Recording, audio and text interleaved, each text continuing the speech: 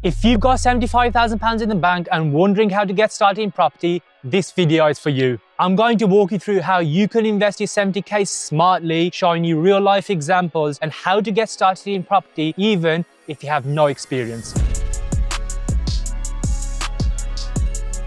Now, the reality is, if you've got £75,000 and you're looking to build a portfolio, which means you want to be buying more than 1, 2 or 3 properties, £75,000 isn't really going to move the needle if you're somewhere in the Midlands or the South because your budget won't allow that. Yes, you'll be able to buy probably 1 property or even 2 at max. But if you want the best value for your money and you're already priced out in your areas, then you really need to start considering other areas where your budget will allow you to do that. And I always say this, that ultimately your budget is what determines your strategy. So if your budget doesn't allow you to invest in the areas you're looking, you need to start considering out the outskirts of your areas or even move further up north where you're getting more value for your money, you're getting higher yields and a better return overall. So what we're looking at today? So we're on the way. We're going to visit 3 properties today. 3 properties, couple of buy-to-lets and 1 HMO. And essentially what I want to show you is that what's possible with £75,000, because every single one of these properties that I'm going to show you, you're able to buy not just one of these properties, you'd be able to buy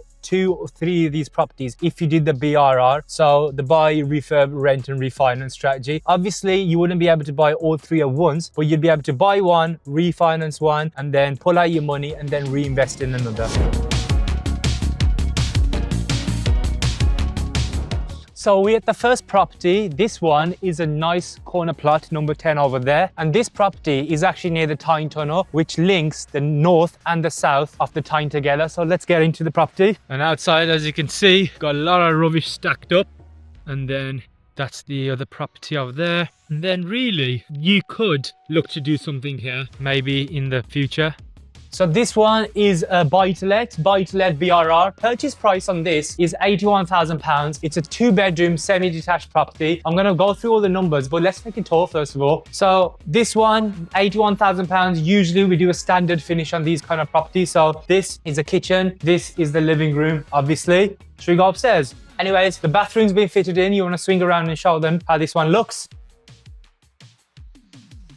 Then we got bedroom number 1 over here and then bedroom number 2 over there. Now, those of you who are watching down south or even the Midlands and you're thinking £81,000, I bet this property is in a shithole area. But if you have a look, it's a very decent area. Of course, it's not a luxury or a high-end property. But generally speaking, most investment properties, they shouldn't really be luxury anyway, because the higher the value of these properties, the less return you're going to make. So you always have to find these sweet spot areas where it's enough for you to afford, but enough to make a return as well. So now let's talk about the most important part, the numbers for this property. So the purchase price is £81,000. Refurb cost £15,000, stamp duty, solicitor fees. The all-in cost, if you were to pay cash with this property, it would be £107,000. But most people wouldn't do that. You'd use a bridging loan. Of course, bridging loan would cost you on this kind of property, I'd say roughly £6,000 to £8,000. Let's say £8,000. If you were to use a bridging loan, putting down 25% deposit, refurbing it, and even our fees included, because this property we've helped source for a client, your all-in cost for this property, remember using a bridging loan, 25% deposit, will be £42,000. £42,000 for an asset that's going to cash flow and appreciate in future. Not only that, because you've now added value, we've helped the client add value to this property. They're able to refinance it. Typically, they're leaving £15,000 to £20,000 off their money left. And out of that 42, leaving 20, pull out 22. So you've got another £22,000 now to play with, to put some more money into that pot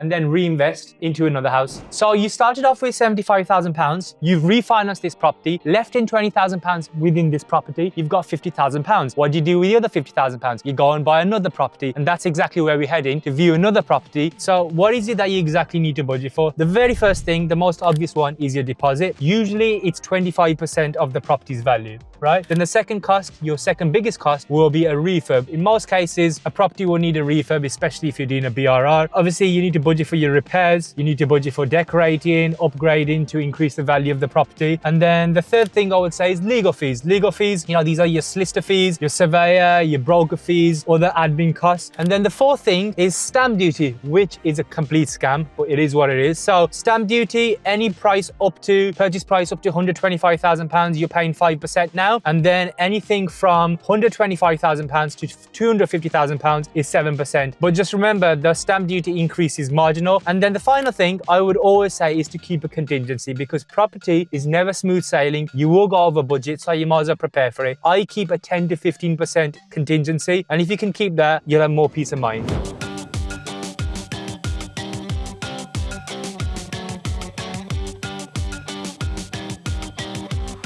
So I'm putting the code in. So the code that we usually use, it's not working. Let me try another code.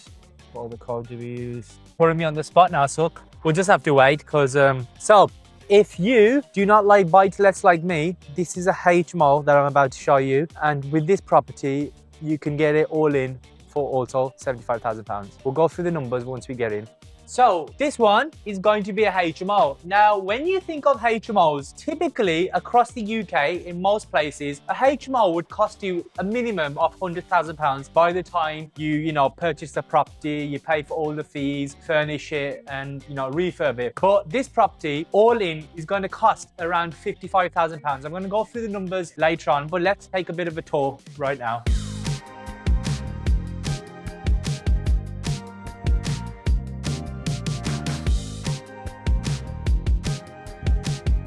This property is in an Article 4 area. So those of you that don't know what an Article 4 area is, that an Article 4 area is set by the council that restricts you from having a HMO unless you put planning application in. And in most cases, you'll get declined, right? But this property, because it was operating as a HMO for 13 years prior to us purchasing it, this has been exempt for Article 4. So that's why we can still continue to run this as a HMO. So a good way of getting around the Article 4 is to purchase an existing HMO that's already been running before Article 4 started. Just like this property. I mean, this property has been operating as a HMO for 13 years. We've bought it run down. We're going to add value to it, push the price of it up, and of course, increase the rents as well. Bathroom. There you go. Nice and spacious. I don't know if you can see this, but there's loads of HMOs already operating because it's an Article 4 area. The best way to tell this is, I don't know, you can see 1 house, 2 house, 3 house, 4 house, 5 house. That's just like 5 houses just in front of me. We've got lock boxes on. So either they're running as a service accommodation, but in my opinion, most likely they're running as HMOs. So we already know that HMOs are one of the higher cash flowing strategies, but what do the numbers look like? What I'm going to do, I'm going to pull up the numbers here, but let me get this in front of my phone. So purchase price on this one was £99,950 based in Sunderland, in a decent area in Sunderland. All in, including your stamp duty, your solicitor costs, furniture costs, all in, if you were paying all of it in cash, it would cost you £140,000. But most people would use a 25% deposit, use a bridging loan. So really, you can purchase this whole property, you can refurb this whole property for £55,000 to £60,000. And what kind of numbers can you expect for £55,000 to £60,000? If we get the revaluation based on similar comparables, and I'm going to put some comparables up, that will be £140,000. You'll be able to, you're going to leave in a lot more cash compared to a buy-to-let. So you're going to leave in £35,000 in this property, but it would cash flow over £1,000. What kind of returns? That's 25 to 30% returns on a HMO, cash flowing, and of course, it's going to appreciate in the future. The third and final property for today is probably around 10 minutes away here. So we're going to get in the car, drive up to it, and show you that one. So now that you've seen a couple of properties, which will cost you less than £75,000, and now you understand that it is possible for less than £75,000, how do you make all of this happen? How do you actually get started in property and start buying these properties? Let's talk about it. So really, to get started, I want to talk about 5 things that will help you in no particular order, but I would always start off with learning the basics, right? Spend some time understanding the property fundamentals, what's return on investment, how much a refurb costs, and basically just spotting good deals, right? Then it's also important to start building your power team from the start. A solicitor, a mortgage broker, builder, any of these people, any of these experts that you can rely on to help accelerate your property journey. And then number 3, Basically, the third tip I would say is to start small, right? Your first deal is about learning as much as possible. It's not really about how much money you can make. It's about getting into the game. So dip your toes in, learn the game, and then that way build up your confidence. And then networking, right? Networking with like-minded people. You can either do it in person, or there's so many other ways you can network now. You can network online, through social media. And then final thing is to keep going. Your first property is not going to be your best deal, but that's absolutely fine. You need to accept that. And it might not be perfect, but what it will do is it will give you so many lessons. It will set the foundation for your property journey, and just keep going. So the first property after refinance would cost you around 15 to 20,000 pounds. The second property, the HMO, would cost you 35,000 pounds. So that's 55,000 pounds out of your 75,000 pounds cash pot. So this is where you can get the third and final property within your 75,000 pound budget, because this is going to cost around 15,000 pounds. Before we go over the numbers, let's take a quick tour.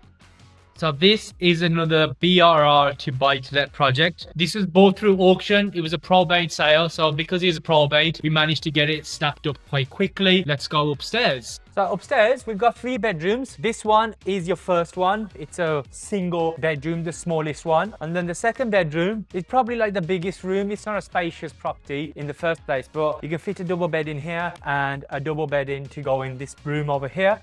And then let's go down to the kitchen, then explain exactly how you can get this for 20,000 pounds. So let me show you the kitchen as well. This is a typical finish that you'd get for these kind of properties. And then the bathroom is downstairs. What you notice is I personally prefer bathrooms upstairs, but some properties, especially the smaller properties and the slightly cheaper properties, you'll have the bathroom downstairs next to the kitchen, but it is what it is. But if you look, got some nice cladding in here, and this is the kind of typical finish that you get on these kind of BRR buy-to-let properties. Now let's go through the numbers. So I've got my phone to make sure all the numbers are accurate. Purchase price 56,900 pounds, stamp duty typical 5%, the refurb cost 25,000 pounds. So all in, basically including everything, to refurb this property, bring it back to a standard, would cost you 92,000 pounds. But again, you would use a bridging loan in most cases, 25% deposit and so on. After using a 25% deposit, you would refinance this typically for 110,000 pounds. If you got 110,000 pounds, you would leave in 10,000 pounds in the property. So this property, it wouldn't cost you 20,000 pounds, it would actually cost you 10,000 pounds. But I'm trying to be conservative, I'm not trying to like overhype. So let's just say, for example, you got down valued, the property was worth or got valued at 100,000 pounds, then you'd leave in 20,000 pounds, and that's how you can buy 3 properties for 75,000 pounds. Now, of course, you'd have to top up your cash bar each time you buy a property, but the whole point is all of these houses that I've shown you, after buying, refurbing and refinance, you'd be able to get all 3 properties for 75,000 pounds.